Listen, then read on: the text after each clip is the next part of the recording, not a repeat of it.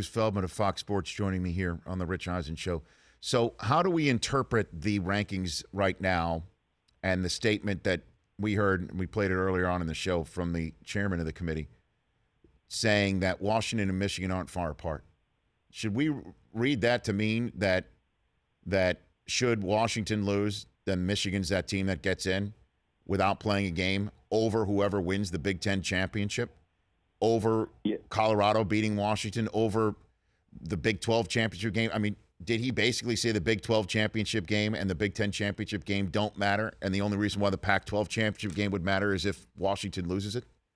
That would be how I would interpret it, because the other part of that is a moot point, which is, well, you have Washington already ahead of Michigan. Michigan doesn't have a game this weekend. Obviously, Washington does, and Washington's going to play a top 10 team. If Washington wins that game, they're certainly not going to lose ground to Michigan, who hadn't played anybody.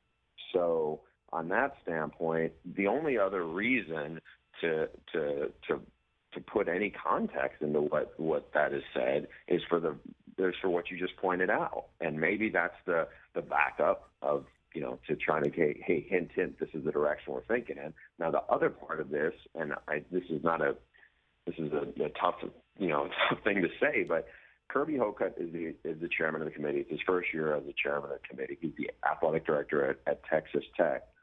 Sometimes he has to give voice to opinions that he may not hold, that they may be from somebody else in the room, and maybe he's trying to represent them. The other point is sometimes, these guys aren't you. They are not trained TV people.